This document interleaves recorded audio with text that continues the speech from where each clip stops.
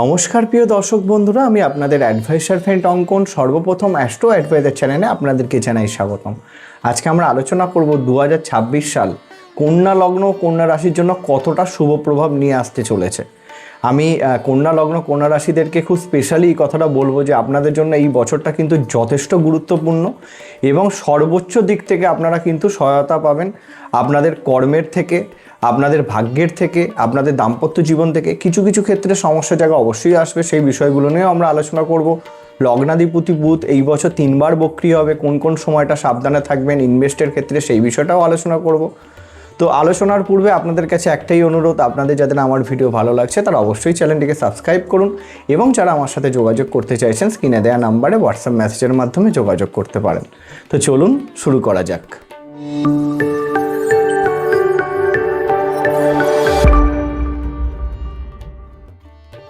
তো আজকে আমাদের আলোচনা হচ্ছে কন্যা লগ্ন ও কন্যা রাশি 2026 সাল কেমন যেতে চলেছে। প্রথমত 2026 সংখ্যাতত্ত্বের বিচারে অবশ্যই সূর্যের বছর, যোগফল 1 হয়। তো সূর্য আমাদেরকে কি রিপ্রেজেন্ট করে? সূর্য কিন্তু আমাদের আত্মার কারক গ্রহ, আমাদের মান সম্মান প্রতিষ্ঠার কারক গ্রহ এবং কন্যা লগ্নের সাথে সূর্যের যে লিঙ্কটা সেটা কিন্তু খুব গুরুত্বপূর্ণ একটা ভূমিকা পালন করে। কেন কন্যা লগ্ন বা কন্যা রাশি, দেখুন যাদের রাশি কন্যা বা যাদের লগ্ন কন্যা উভয়ের জন্যই এই ভিডিওটা সমানভাবে প্রযোজ্য। যারা লগ্নটা জানেন তারা কিন্তু লগ্নটাকে বেশি করে প্রাধান্য দিন, এতে আরও অ্যাকুরেট ফলাফল কিন্তু আপনারা পাবেন। এই বিষয়টা মাথা নিয়ে চলুন। তো প্রথমত হচ্ছে কন্যা লগ্ন বা কন্যা রাশি সব থেকে পাংচুয়াল হয়। এরা সব কিছু ম্যানেজমেন্টের মাধ্যমে কমপ্লিট করতে চায়, দৃঢ় থাকে, বলতে পারেন সব কিছুর মধ্যেই এরা হিসাব খোঁজে। প্রত্যেকটা মুভমেন্ট কিন্তু এদের হিসাবের মধ্যে দিয়ে যায়। তাহলে এইরকম একটা যখন লগ্ন বা রাশি যাদের মূল স্বভাবই বলতে পারেন ম্যানেজমেন্ট করা, যে কোনো পরিস্থিতির সামনে দাঁড়িয়ে মোকাবিলা করবার ক্ষমতা, শুধুমাত্র ক্ষমতা নয় বুদ্ধি দিয়ে, তো সেই সকল মানুষের যখন সূর্যের বছর তারা পায় তখন তারা কিভাবে সেই বছরটাকে কাজে লাগাতে পারবে সেটা আপনারা খুব ভালো করে বুঝতে পারছেন। তো অতএব এই বছরটা কিন্তু আপনাদের জন্য সর্বোচ্চ পাংচুয়াল হয়ে সময়টাকে কাজে লাগানোর সময়। তো এছাড়াও এই বছরে কিন্তু একাধিক শুভ পরিবর্তন আপনাদের জন্য থাকছে। যেরকম বৃহস্পতি আপনাদের কিন্তু বর্তমান সময়তে দশমে গোচর করছে, পরবর্তীতে একাদশে এবং বছরের শেষে কিন্তু দ্বাদশেও গোচর করবে এবং শনিদেব গোচর করছে সপ্তমে, রাহু ষষ্ঠে এবং কেতু দ্বাদশে। তো এই প্রত্যেকটা বিষয় নিয়ে আমরা আলোচনা করব। তো এইগুলো বোঝার জন্য আপনাদেরকে কোন কোন সময়তে বৃহস্পতি কোন ঘরে থেকে কী কীভাবে আপনাদেরকে সাপোর্ট দেবে, শনি আপনাদেরকে কীভাবে সাপোর্ট দেবে, তার জন্য স্ক্রিনে আসতে হবে।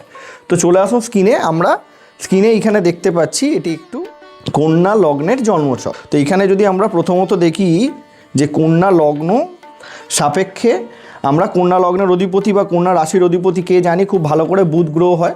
তো এখানে কন্যা লগ্ন বা কন্যা রাশির সাপেক্ষে প্রথম যে গ্রহটাকে নিয়ে আলোচনা করব সেটা হচ্ছে শনিদেব। কেন শনিদেব এই লগ্ন বা রাশির সাপেক্ষে সর্বোচ্চ রাজ্যকারী গ্রহ হয়, কেন পঞ্চম এবং ষষ্ঠ ঘরের অধিপতি হয়। সে বর্তমানে কোথায় গোচর করছে? সপ্তম স্থানে। এবছর সে পুরোটাই সপ্তমে থাকবে। আগের বছরও কিন্তু শনিদেব আপনাদের সপ্তমেই ছিল মার্চ মাস থেকে। তো অতএব শনিদেবের যে ফলাফলটা সেটা কম বেশি আপনারা কিন্তু বুঝতে পারছেন।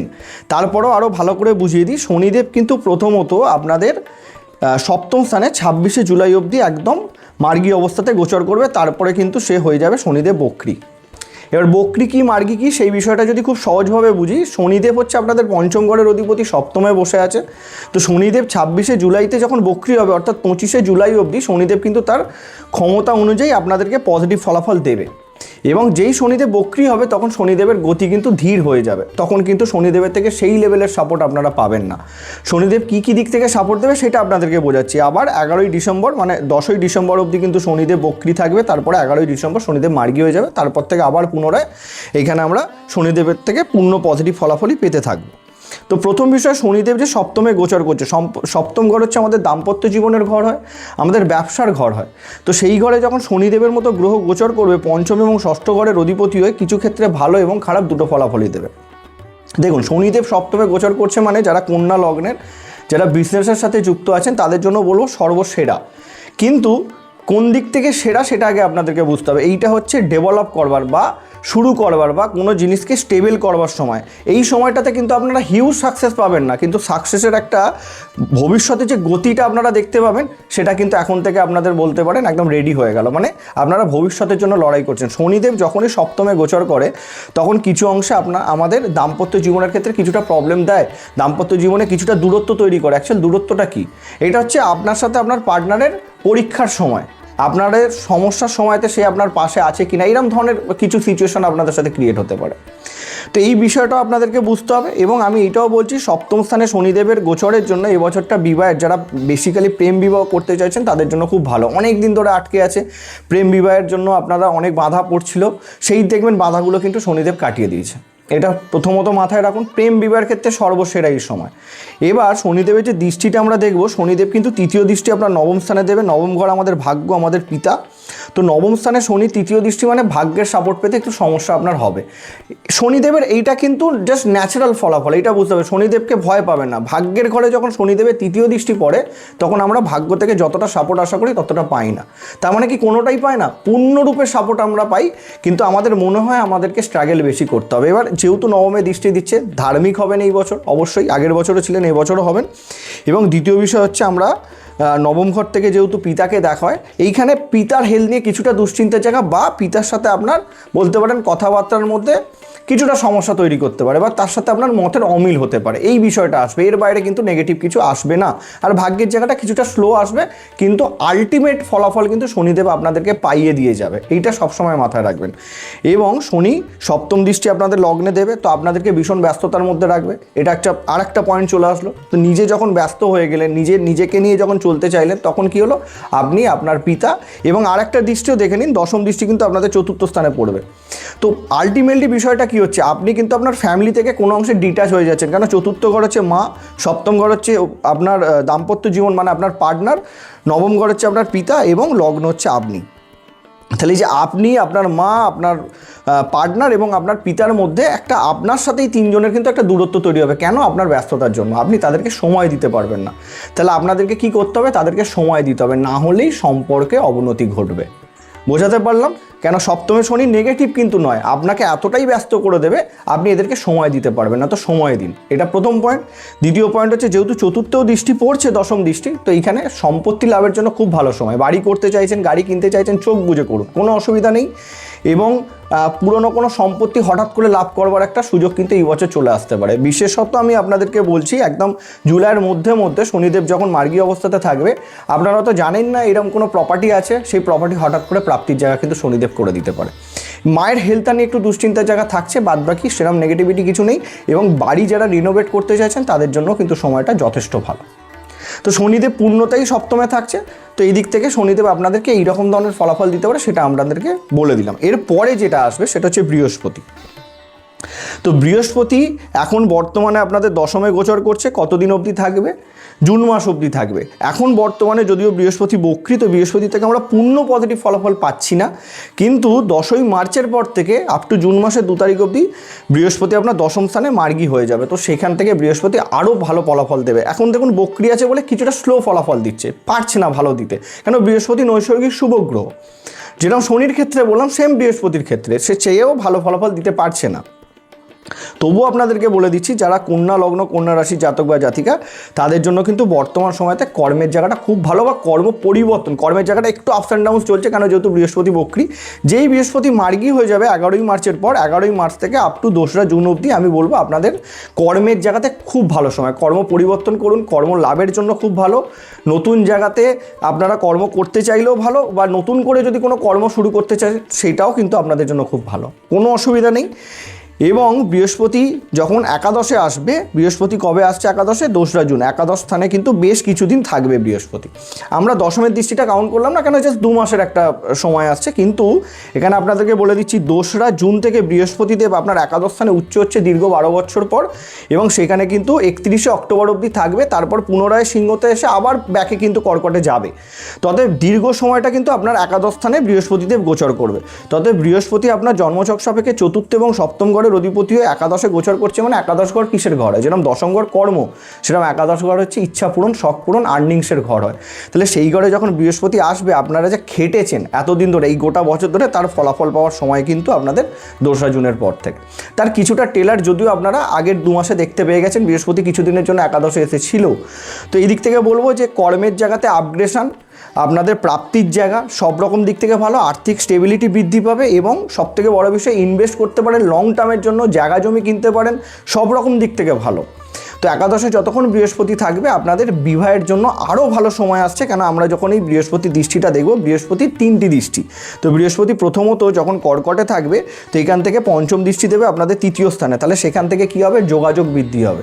যারা ধরে নিন কন্যা লগ্ন কন্যা রাশি, যারা ধরে নিন কোনো রকম কমিউনিকেশনের সাথে যুক্ত আছেন বা ধরে নিন সোশ্যাল মিডিয়ার সাথে যুক্ত আছেন, তাদের জন্য কিন্তু খুব ভালো সময় এটা।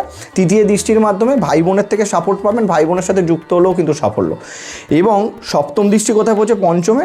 সন্তানদেরকে নিয়ে যাদের দুশ্চিন্তা চলছিল সেই দুশ্চিন্তার জায়গাটা কিন্তু 100% বৃহস্পতি কাটাবে, এবং বৃহস্পতি কিন্তু প্রেম সম্পর্কে আপনাদেরকে নিয়ে যেতে পারে, পার্টিকুলারলি পুরানো প্রেম সম্পর্ক ফিরে আসতে পারে বা স্টেবল প্রেম সম্পর্কে আপনারা কিন্তু জড়াতে পারেন, এটাও খুব ভালো। এবং এডুকেশনের জন্য এই সময়টা খুব ভালো, যারা ধরে নিন পড়াশোনা করেন তাদের জন্যও খুব ভালো কন্যা লগ্ন কন্যা রাশির, এবং এর সাথে যারা সন্তান নিয়ে দুশ্চিন্তা করছিলেন তাদের জন্য সময়টা কিন্তু খুব ভালো দেবে বৃহস্পতি। এবং সপ্তম দৃষ্টি যেটা নবম দৃষ্টি সেটা কিন্তু পড়বে আপনাদের সপ্তম স্থানে, যেটা নবম দৃষ্টি হয়। তাহলে শনির ওপর দৃষ্টি পড়ছে প্লাস আপনাদের সপ্তম স্থানে দৃষ্টি পড়ছে, তো সপ্তম ঘরের অধিপতি যখনই আপনার সপ্তম স্থানে দৃষ্টি দেবে বিবাহযোগ নিয়ে আসবে।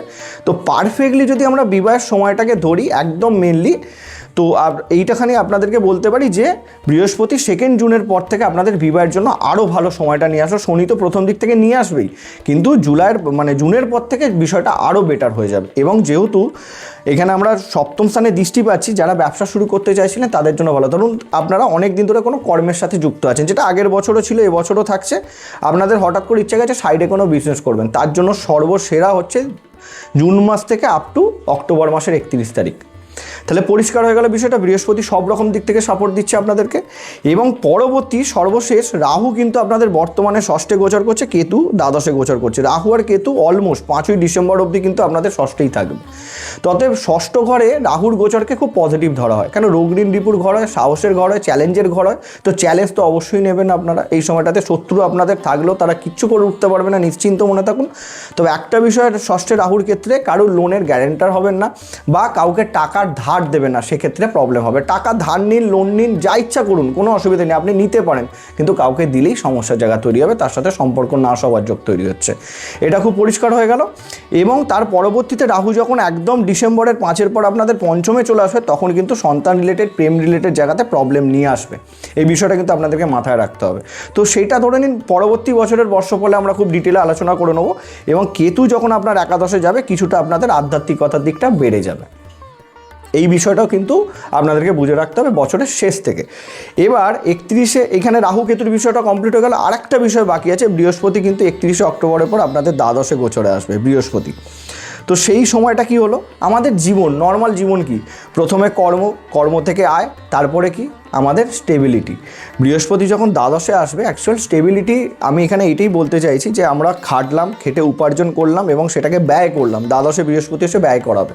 তো পূর্ণ সুখটা কিন্তু এই পার্টিকুলার সময়টাতে এই বছরই আপনারা দেখতে পাবেন। তবে বৃহস্পতির দ্বাদশে গোচরটাও নেগেটিভ কিছু নয়। দ্বাদশে গোচর করলে আপনাদের ক্ষেত্রে কিছু প্রবলেমের জায়গা আসতে পারে, যেন আপনাদের পার্টনারের হেলথ ইস্যু বছরের শেষ দিকটা কিন্তু আপনাদেরকে ভোগাতে পারে। বিজনেসের ক্ষেত্রে কিছুটা লস হতে পারে, ওই সময়টাতে খুব চিন্তা ভাবনা করে চলতে হবে। কবে থেকে, অক্টোবর 31-এর পর থেকে, পরিষ্কার 31শে অক্টোবরের পর থেকে। বাদ বাকি আমি কোনো দিক থেকে কোনো সমস্যা বলবো না। এবার কোন কোন সময়টা আপনারা খুবই সাবধানতা অবলম্বন করবেন সেই বিষয়টা যদি আমরা দেখে নিই, তো প্রথমত আপনাদের লগ্নাধিপতি বুধ এই বছর 3 বার বক্রি হবে। বুধ প্রথমত বক্রি হবে এখানে দেখুন 26শে ফেব্রুয়ারি থেকে 20 মার্চ মীন রাশিতে। মীন রাশি হচ্ছে আপনাদের সপ্তম ঘর। তো মীন রাশিতে যখনই বুধদেব গোচরে গিয়ে বক্রি হবে, তো আপনারা আপনাদের ব্যবসা সংক্রান্ত জায়গাতে পেপার ওয়ার্কস একদম সাবধানতা অবলম্বন করে করবেন, খুব চিন্তা ভাবনা করে কাজ করবেন, এবং পার্টনারের কিছু হেলথ ইস্যু ওই পার্টিকুলার সময়টাতে আপনাদেরকে ভোগাতে পারে, এছাড়া কোনো সমস্যা থাকবে না।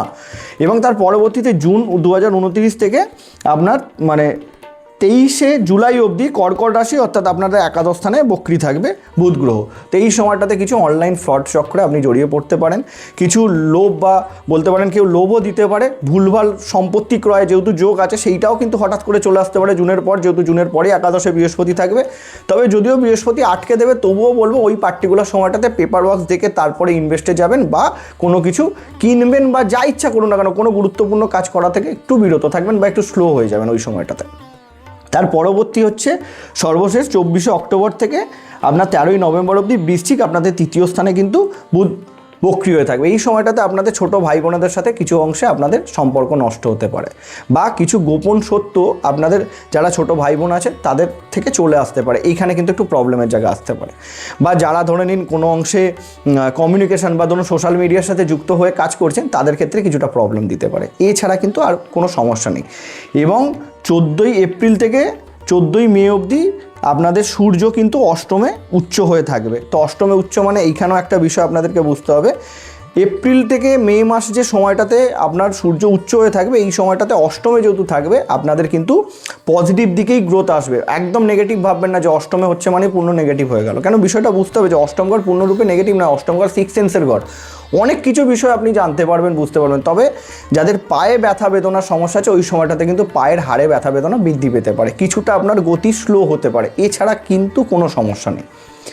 দেখুন এবার একটা বিষয় আমি যদি চলে আসি, কন্যা লগ্ন কন্যা রাশির জন্য বছরটা পূর্ণরূপে পজিটিভ। আমি প্রথম থেকে আপনাদেরকে বলছি, আপনারা একটা বিষয় কি, দশমে বৃহস্পতি ঠিক আছে কর্মের জায়গায়, একাদশে যখন বৃহস্পতি গোচরে আসবে অহংকার আপনাদের বৃদ্ধি পেতে পারে, এই জায়গাটা থেকে বিরত থাকুন।